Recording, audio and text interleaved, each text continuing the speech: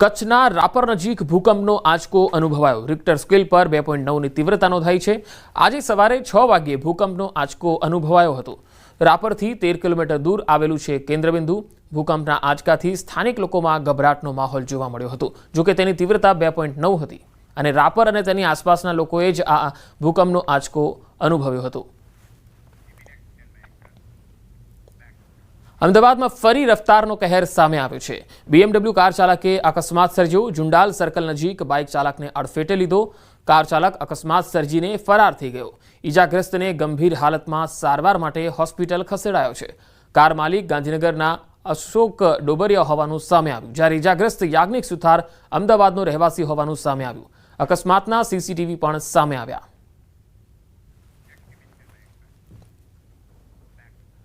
બોટાદના શિરવાણિયા ગામેથી દારૂની ફેક્ટરી ઝડપાઈ। ગામની સીમમાંથી દારૂ બનાવતી ફેક્ટરી ઝડપાઈ।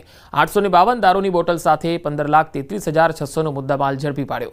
ભારતીય બનાવટના વિદેશી દારૂ બનાવતી ખાલી તેમજ ભરેલી બોટલનો જથ્થો LCBએ ઝડપી પાડ્યો। વાડીના ગોડાઉનમાં ભારતીય બનાવટના વિદેશી દારૂ બનાવી કંપનીના સ્ટીકર લગાવી તેનું વેચાણ થતું હોવાની માહિતી મળી, જેના આધારે રેડ કરી LCBએ વધુ તપાસ હાથ ધરી।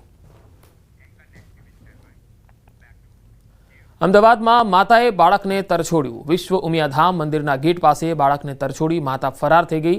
મોડી સાંજે મંદિરના ગેટ પાસે નવજાત બાળકી મળી આવી। વિશ્વ ઉમિયાધામના પ્રમુખ અને સમગ્ર ટીમે બાળકીની સંભાળ લીધી।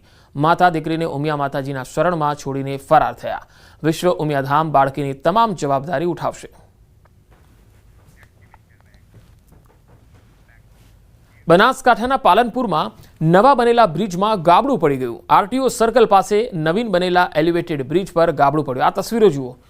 બ્રિજના જોઈન્ટમાં જ મસ્ત મોટું ગાબડું જોવા મળ્યું। આ બ્રિજમાં ગાબડું પડતા જ વાહન વ્યવહાર બંધ કરી દેવાયો છે। કોન્ટ્રાક્ટર દ્વારા રિપેરિંગનું કામ શરૂ કરાયું છે। થોડા સમય પહેલા જ બ્રિજના નિર્માણ દરમિયાન ગટર પડી જતા 2 લોકોના મૃત્યુ થયા હતા। તો આ સ્થિતિ છે બનાસકાંઠાના પાલનપુરમાં RTO સર્કલ પાસે આવેલું આ બ્રિજ, જેનું આ તમે જોઈ શકો છો કે કેવી રીતે એમાં ગાબડું પડ્યું। કોન્ટ્રાક્ટર દ્વારા હવે રિપેરિંગનું કામકાજ શરૂ કરાયું છે, પરંતુ જ્યારે બનાવવામાં આવ્યું ત્યારે તેની ક્વોલિટી કેમ ચેક નહીં કરી અને હવે બનાવ્યા પછી તરત જ ગાબડું પડી જાય, એટલે આ આખા નિર્માણ ઉપર જ એક ગંભીર સવાલ ચિંધે છે। બનાસકાંઠા જિલ્લામાં ભારે વરસાદથી ઠેર ઠેર નુકસાન થયું છે। જમીન ધોવાણ થવાથી ઘરો ધરાશાયી થયા છે। ઘરો ખેતરો બરબાદ થયા તો કેટલાક પશુઓના પણ મૃત્યુ થયા, જેને લઈને બનાસકાંઠાના સાંસદ જ્ઞાનીબેન ઠાકોરે પત્ર લખીને સહાયની રજૂઆત કરી છે। પાક નુકસાન, જમીન ધોવાણ, ઘર ધરાશાયી અને પશુ નુકસાનનું તાત્કાલિક સર્વેક્ષણ કરી પીડિતોને નાણાકીય વળતર આપવા અને ખેડૂતોને તાત્કાલિક ધોરણે અઠવાડિયાની કેશડોલની સહાય આપવા રજૂઆત કરી। નાગરિકોને 1,000 કરોડનું વિશેષ પેકેજ આપવા માટેની પણ રજૂઆત કરી। હરિયાણાના યમુનાનગર જિલ્લાના હથિનીકુંડ બેરેજ ખાતે 19 વર્ષની યુવતીએ વહેતી નહેરમાં કૂદીને આત્મહત્યા કરી। આ તસવીરો જુઓ। આત્મહત્યા કરતા પહેલા તે 2-3 કલાક સુધી ફરતી રહી અને અંતે તે નહેરના કિનારે ઊભી રહીને આત્મહત્યા કરી લે છે। લોકોએ શિવાનીના આત્મહત્યાનો એક લાઈવ વિડીયો પોતાના મોબાઈલમાં બનાવ્યો। આત્મહત્યા દરમિયાન પોલીસ કર્મચારીઓ પણ ઘટના સ્થળે હાજર હતા, પરંતુ તેઓ તેને આત્મહત્યા કરતા રોકી શક્યા નહીં। મૃતક યુવતીની ઓળખ ઉત્તર પ્રદેશના સહારનપુર જિલ્લાના રતનપુરા ગામની હોવાનું જાણવા મળ્યું। હાલમાં આત્મહત્યાનું કારણ અકબંધ છે। યુવતીનો મૃતદેહ હજુ સુધી મળ્યો નથી।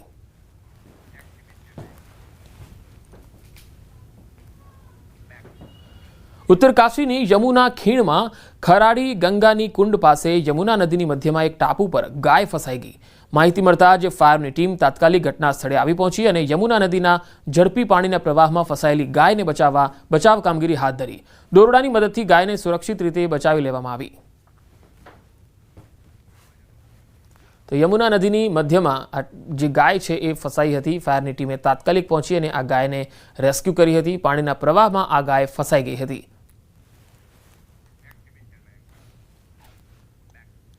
નેપાળમાં હિંસા અને બ્લેકઆઉટ વચ્ચે સુરતના 20 પ્રવાસીઓ ફસાયા।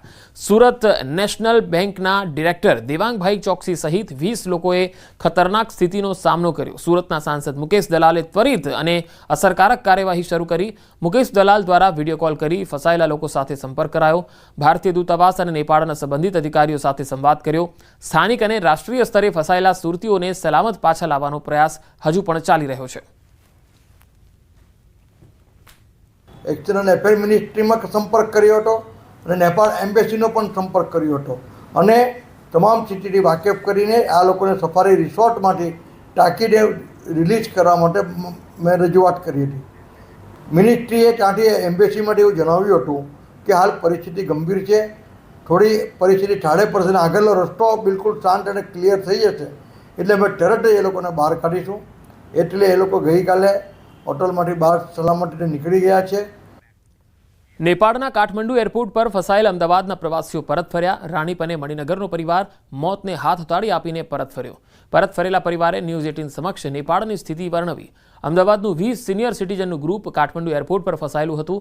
36 કલાક કાઠમંડુ એરપોર્ટ પર ફસાયા બાદ ભારતીય દૂતાવાસ દ્વારા તેમને સુરક્ષિત ભારત પરત મોકલાયા.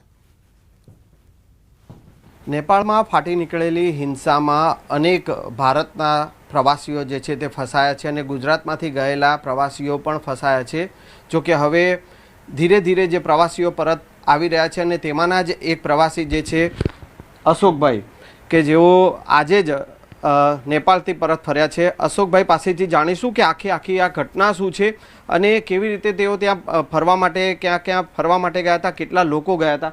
અશોકભાઈ, કાઠમંડુ નેપાળ તમે ફરવા માટે ગયા હતા, કેટલા લોકો અહીંયાથી ગુજરાતમાંથી ગયા હતા અને ક્યાં ફરવા માટે પહેલાં ગયા?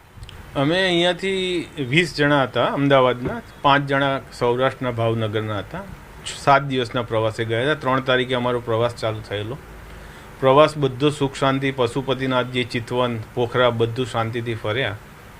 છેલ્લા દિવસે આવવાનું ચેકઆઉટ ટાઈમ હતો અમારો. સવારે 9 વાગે અમે લોર્ડ્સ હોટલ છોડી કાઠમંડુમાં. હોટલ છોડીને અમે 20 મિત્રો જ હતા, પેલા આગળ નીકળી ગયા હતા. સવારે 4 વાગે કાઠિયાવાડના હતા અને લગભગ 2 કિલોમીટર પછી કાઠમંડુમાં 25,000 માણસનું ટોળું બસને ઘેરી લેવાની તૈયારીમાં હતું અને આગજનીને બધું સળગાવવાનું ચાલુ હતું. પોલીસ નિષ્ક્રિય હતી ટોટલ. ટોળાએ આવીને અમને ચોખ્ખું જ કહ્યું કે ઉતરી જાઓ, નહીં તો બસમાં જીવતા સળગાવી દઈશું તમને. અમે બધા ગભરાઈ ગયા. સિનિયર સિટીઝન હતા, 70-75 વર્ષના દાદા દાદી હતા. ટોટલી જીવ બચાવવા માટે બેગો ગાડીમાંથી કાઢી અને અમે બસ એમના હવાલે કરીને અમે ચાલતા એરપોર્ટમાં ભાગવા માંડ્યા. હવે કમનસીબી એવું થઈ કે એ ટોળાનો શિકારમાંથી તો બચ્યા અમે, પણ સામે બીજું 30-40 હજારનું ટોળું એરપોર્ટથી 2 કિલોમીટર પહેલાં સામે મળ્યું રેલીના સ્વરૂપમાં. હવે એ રેલીએ એટલું તોફાન કર્યું કે પોલીસે સામે ટીયર ગેસના સેલ છોડ્યા. ટીયર ગેસના સેલ છોડ્યા તો ટોળું તો પાછળ જતું રહ્યું, પણ અમારું જે 20 જણનું ગ્રુપ હતું એની ઉપર, મારા વાઈફ ઉપર ને બીજા 4 મેમ્બર ઉપર ટીયર ગેસના સેલ પડ્યા અને અમે ટોટલ મૂર્છિત અવસ્થામાં થઈ ગયા. લગભગ 2-3 મિનિટ, 4 મિનિટ માટે. કોઈ દિવસ આવો અનુભવ થયો નહીં. ટોળામાંથી એક ભાઈએ પાણીની બોટલ અમારા આ પર ફેંકી. એના હિસાબે અમે 3-4 મિનિટમાં થોડા સ્વસ્થ થઈ અને એરપોર્ટ બાજુ ભાગ્યા. તો આર્મી હતી. આર્મીના હિસાબે અમે એરપોર્ટની અંદર જતા રહ્યા. તો એરપોર્ટમાં જઈને લગેજ બધું આપ્યું, ટિકિટો આપી એમણે. અને અચાનક એરપોર્ટ ઉપર હુમલો થયો એટલે એરપોર્ટનો સ્ટાફ બધું એમનું એમ છોડી અને ટોટલી 100% એરપોર્ટનો સ્ટાફ બધો લગેજના ફેંકીને જતો રહ્યો. અમે લગેજ લઈ લીધું અને અમે આત્મવિશ્વાસ કે હવે જે થાય અમારું એરપોર્ટ ઉપર જ રહીશું તો અમારું ભારત સરકાર અમને બચાવ કરશે. એરપોર્ટની પ્રોપર્ટી અમારે છોડવી નથી. મારી ટીમને મેં ફોલો કરી અને 20 જણને સમજાયા કે આપણે એરપોર્ટ છોડવું નથી. બહાર બધું સળગે છે, અંદર આપણે થોડા સેફ છીએ. ત્યાં આ પ્રકારની ઘટના હતી. તમે લોકો તમારા લોકોના જીવ બચાવતા હતા. અહીંયા પરિવારજનો સાથે કઈ રીતનો સંપર્કમાં હતા અને પરિવારજનો અહીંયા ચિંતાતુર હતા? પરિવારોમાં તો એવું હતું કે જે પહેલો એટેક અમારો બસ ઉપર થયો ને ત્યારે જે ટોળાને જોઈને જ ફોન કરી દીધો ઘરે કે આ છેલ્લો ફોન છે અમારો, કદાચ બીજો ફોન થાય ના થાય અમને કોઈ ખબર નથી. કારણ કે અમે અત્યારે એવી પરિસ્થિતિમાં છીએ કે ટોળાના મગજમાં શું ચાલે છે અમને ખબર નથી. કદાચ હવે અમે બચીએ બી કે ના બચીએ કંઈ ખબર નથી. એવો છેલ્લો ફોન ઘરે કરી દીધો એટલે ઘરવાળા કે ભગવાનનો દીવો કરીને એમણે એમની પ્રાર્થના જે હતી એ બધી ચાલુ કરી દીધી અને બધાની પ્રાર્થના જ કામ આવી છે અને મોતના મોંમાંથી 100% સાક્ષાત મોત સામે જોઈને અમે પાછા આવ્યા છીએ. એ છે કે જે મોતના મુખમાંથી આ લોકો ગુજરાત પરત ફર્યા છે અને પરિવારે હવે હાશકારો મનાવ્યો છે. કેમેરામેન પંકજ મકવાણા સાથે સંજય ટાંક, ન્યૂઝ 18 ગુજરાતી, અમદાવાદ. નડિયાદ મહાનગરપાલિકામાં બબાલ થઈ ગઈ. ભાજપ અને કોંગ્રેસના કાર્યકર્તાઓ વચ્ચે છૂટા હાથની મારામારી થઈ. આ મારામારીનો એક વિડીયો પણ વાયરલ થયો છે. આ તસવીરો જુઓ. આ ઘટનામાં ભાજપના એક કાર્યકર્તા ઇજાગ્રસ્ત થયા. પોલીસે ઘટના સ્થળે પહોંચીને મામલાને થાળે પાડ્યો. ભાજપના કાર્યકર્તાઓએ પોલીસ ફરિયાદ કરી છે. શહેર કોંગ્રેસ પ્રમુખ હાર્દિક ભટ્ટે મહાનગરપાલિકામાં ભ્રષ્ટાચારના આક્ષેપો કર્યા અને આ જ આરોપને લઈને ધારાસભ્ય પંકજ દેસાઈએ પ્રતિક્રિયા આપી. કહ્યું, કોંગ્રેસના કાર્યકર્તાઓને ફોટા પડાવવાની આદત છે. હું મારા પ્રજાલક્ષીના કામો માટે કમિશનર સાહેબને મળવા ગયેલો. એટલે અંદર કોંગ્રેસના બધા જે હાર્દિક ભટ્ટ છે, રાજુ રબારી છે, રજની દવે છે, ભાવિક પરમાર છે, આ બધા અંદર બેઠેલા હતા. એટલે હું બહાર ઉભો રહ્યો કે એ લોકો નીકળે પછી મારી રજૂઆત હું કરું. એટલે અમે બહાર, એ લોકો જેવા બહાર નીકળ્યા એટલે એ લોકો અમને પહેલા બોલ્યા કે લુખાઓ આવી ગયા છે, લુખાઓ આવી ગયા. એટલે અમે લોકોને એવું કીધું કે અમે તો કઈ વાત જ સાહેબને અમે કીધું, સાહેબ અમે તમારી રજૂઆત કરવા આવ્યા છે, આ અમને ગમે તેમ બોલે છે. એટલે એ લોકોએ અમારા પર ડાયરેક્ટ હુમલો કરી દીધો. જે કાચના ગ્લાસ અને જે સ્ટી હતી એ મારી, મને કાચનો ગ્લાસ અહીં માર્યો છે. એટલે એ તો કોન્સ્ટેબલે પકડી લીધો ગ્લાસ અને એ ગ્લાસ મારા અંદર પેટ ચીરી નાખત મારું. મહાનગરપાલિકા અને પૂર્વની નગરપાલિકાના કર્મચારીઓ બાબતની એક રજૂઆત અમે કોંગ્રેસના આગેવાન મિત્રો ગયા હતા. પોલીસની હાજરીમાં જ એક 50 થી 70 જણનું ટોળું હર્ષિલ પટેલ અને તેના બધા મળતિયાઓ આવી જતા અમારા કાર્યકરો પર હુમલો કર્યો હતો અને ત્યાં પોલીસ હાજર જ હતી. પોલીસની હાજરીમાં જ થયું છે, પરંતુ અમે એસપી સરને, ડેપ્યુટી ડીવાયએસપી સરને ફોન કરતા તાત્કાલિક તેઓએ આખો મામલો સંભાળી લીધો હતો. જે ડેવલપમેન્ટના કામો છે સરકારમાંથી અમે મહેનત કરીને અમે પ્રયત્નો કરીને લઈ આવતા હોઈએ અને એમને ખાલી જઈને ફોટા પડાવી અને વિડીયો ઉતારી અને મૂકી દેવાની રીલો અને રીલ બનાવી અને પોતે જાણે કરાયું હોય એ રીતના લોકોને બતાવવાનું, આ કેટલા અંશે વ્યાજબી છે? જૂનાગઢની આલ્ફા ઇન્ટરનેશનલ હોસ્ટેલમાં વિદ્યાર્થીને માર મારવા મામલે ગાંધીનગર બાળ આયોગની ટીમે પૂછપરછ કરી. બાળ આયોગના સભ્ય અમૃતાબેન અકિયાએ હોસ્ટેલના સંચાલકોની પૂછપરછ કરી. હોસ્ટેલ નિયમ વિરુદ્ધ ચાલતી હોવાનું સામે આવ્યું. સિનિયર અને જુનિયર વિદ્યાર્થીઓને એક સાથે રાખતા હોવાનું પણ ખુલ્યું. સાંજનો નાસ્તો પણ બાળકોને નહોતો આપવામાં આવતો. હોસ્ટેલના રૂમની અવરજવર સીસીટીવીમાં સ્પષ્ટ નહોતી. બાળકોની સંસ્થા ચલાવવાનો હોસ્ટેલ સંચાલકને અનુભવ ન હોવાનો પણ ખુલાસો થયો. બાળ આયોગ સરકારને રિપોર્ટ કરશે સબમિટ. બાળકોને પૂછતાછ કરવામાં આવતા તેમને સાંજનો નાસ્તો આપવામાં નથી આવતો. તેમજ નાના મોટા બાળકોને એક સાથે રૂમમાં 4 બાળકોને રાખવામાં આવે છે અને તેમાં મોટી ઉંમરના અને નાની ઉંમરના બાળકોને એક સાથે રાખ્યા છે. તેમજ સીસીટીવી કેમેરા જોવામાં આવે તો ફક્ત હોસ્ટેલની બહારના ભાગે અને લોબીમાં કેમેરા રાખેલા છે, પણ એક પ્રાઇવેટ ભાડા કરાર કરી અને જે વ્યક્તિને બાળકોની સંસ્થા ચલાવવા માટેનો અનુભવ નથી તેવી વ્યક્તિના ભરોસે આટલા બધા બાળકોનું ભવિષ્ય સોંપી દેવામાં આવે છે, તે અયોગ્ય છે. અમદાવાદ ગ્રામ્ય પોલીસે ગુનાખોરીને રોકવા માટે એક નવી પહેલ શરૂ કરી. પોલીસે ગ્રામ્ય વિસ્તારમાં રહેતા તમામ શ્રમિકોની નોંધણી માટે એક પોર્ટલ શરૂ કર્યું, જેમાં તમામ શ્રમિકોની નોંધણી કરવામાં આવશે. અમદાવાદ ગ્રામ્ય પોલીસના વિસ્તારમાં આવેલી 10,000 કંપનીના 5 લાખ શ્રમિકોની નોંધણી કરવાની પ્રક્રિયા શરૂ કરાઈ છે, જેથી ગંભીર ગુનાને અટકાવી શકાશે. ગ્રામ્ય પોલીસે એક નવું પોર્ટલ શરૂ કર્યું, જેને લોગિન આઈડી કંપની અને લેબર કોન્ટ્રાક્ટરોને આપવામાં આવશે. તેઓ પોતાના સમય, શ્રમિકોના નામ, તમામ મૂળ વતન અને તેમના સરનામા, હાલનું સરનામું, પુરાવા સાથે એક આઈડી તૈયાર કરવામાં આવશે. અત્યારે અમદાવાદ ગ્રામ્ય પોલીસથી બાયસેગની મદદથી અમે એક પોર્ટલ ડેવલપ કર્યો છે, લેબર રજિસ્ટ્રેશન પોર્ટલ.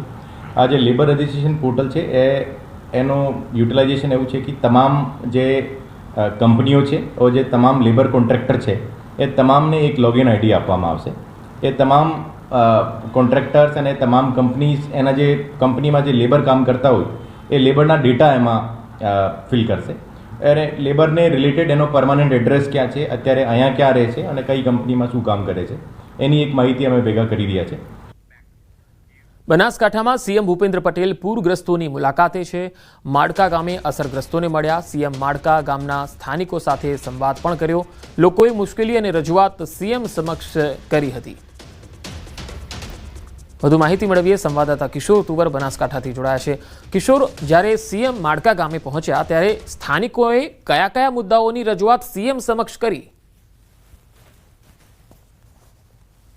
રાજ્યના મુખ્યમંત્રી જે છે તે પૂર અસરગ્રસ્ત વિસ્તારની મુલાકાતે છે. સુઈગામ, થરાદ અને વાવના ગામડાઓ બાદ ગઈકાલ રાત્રે વાવ ખાતે જ પૂર અસરગ્રસ્તોની મુલાકાત બાદ તેઓ વાવ ખાતે જ રાત્રિ રોકાણ કર્યું હતું અને આજે સવારે તે સીએમ વાવ તાલુકાના માડકા ગામે પહોંચ્યા છે. માડકા ગામના સ્થાનિક લોકો સાથે સંવાદ કર્યો હતો અને માડકા ગામના જે પણ સમસ્યાઓ છે તે સમસ્યાઓ સાંભળી હતી. ખાસ કરીને માડકા ગામમાં જ્યારે પૂર આવે છે, 2015 હોય, 17 હોય કે 2023 હોય કે 2025 હોય, જ્યારે પૂરનું પાણી આવે છે ત્યારે માડકા ગામમાં નદીનો પ્રવાહ ચાલતો હોય તેવા દ્રશ્યો સર્જાતા હોય છે અને આ જે પાણી આવે છે તે પાણીનો કાયમી નિકાલ કરવા માટેની રજૂઆત જે છે તે સીએમને કરવામાં આવી હતી ગામ લોકો દ્વારા. તે ઉપરાંત ગેનીબેન ઠાકોર પણ તે સમયે ત્યાં પહોંચ્યા હતા અને ગેનીબેન ઠાકોરે પણ સમગ્ર સ્થિતિની જે રજૂઆત છે તે સીએમને કરી હતી અને મુખ્યમંત્રીએ પણ સ્થાનિકો સાથે ખુલ્લા મનથી વાત કરી હતી અને કાયમી આ પાણીનું નિરાકરણ થાય તે માટે પ્રયાસો કરવા મુખ્યમંત્રીએ માડકા ગામના લોકોને ખાતરી પણ આપી છે. જી કિશોર, આભાર માહિતી આપવા માટે. સરદાર સરોવર નર્મદા ડેમની સપાટીમાં વધારો થયો છે. નર્મદા ડેમની ફરી સિઝનમાં બીજી વખત 136 મીટર પાર થઈ છે સપાટી. ઉપરવાસમાંથી 1,13,045 ક્યુસેક પાણીની આવક છે, જેની સામે નર્મદાના 5 ગેટમાંથી 1,12,572 ક્યુસેક પાણી નર્મદા નદીમાં છોડવામાં આવી રહ્યું છે, એટલે કે જે આવક છે. હાલ નર્મદા ડેમની સપાટી 136.09 મીટરે પહોંચી છે. આજે પણ નર્મદા ડેમના 5 ગેટ 1.42 મીટર ખુલ્લા છે. વધુ માહિતી મેળવીએ સંવાદદાતા દીપક પટેલ નર્મદાથી જોડાયા છે. દીપક, આ સિઝનમાં નર્મદા ડેમની સપાટી તેની ફાઇનલ સપાટી સુધી પહોંચે એવું લાગે છે? બિલકુલ પંકજ, ખાસ વાત કરીએ તો જે નર્મદા ડેમના ઉપરવાસમાં મધ્યપ્રદેશમાં હાલ પણ જે સારો વરસાદને લઈ ઉપરવાસમાંથી 1,13,045 ક્યુસેક પાણી જેટલું આવક થઈ રહી છે, જેને લઈ નર્મદા ડેમના જે 5 ગેટ છે એ 5 ગેટ આજે છેલ્લા 3 દિવસથી ખુલ્લા છે અને જેને લઈ આજે 5 ગેટમાંથી 1,12,572 ક્યુસેક પાણી નર્મદા નદીમાં ઢળવા જઈ રહ્યું છે. કહી શકાય કે જે નર્મદા ડેમ જે છે એ સપ્ટેમ્બર માસમાં જ મહત્તમ સપાટી એની વટાવે છે અને દર વર્ષે સપ્ટેમ્બર માસમાં જે મહત્તમ સપાટી વટાવતા એના વધામણા પણ કરવામાં આવે છે. એટલે તંત્ર દ્વારા પણ આ જે સ્ટોરેજ છે જે 10 ગેટ હતા એને 5 કરી દેવામાં આવ્યા છે અને કહી શકાય કે જે આવનારા દિવસોમાં કદાચ 17 સપ્ટેમ્બર નરેન્દ્ર મોદીજીનો જન્મદિવસ પણ આવે છે, જેને લઈ જે નર્મદા ડેમની સપાટી મહત્તમ સપાટી પર પહોંચે એવા પ્રયાસો પણ થઈ રહ્યા છે.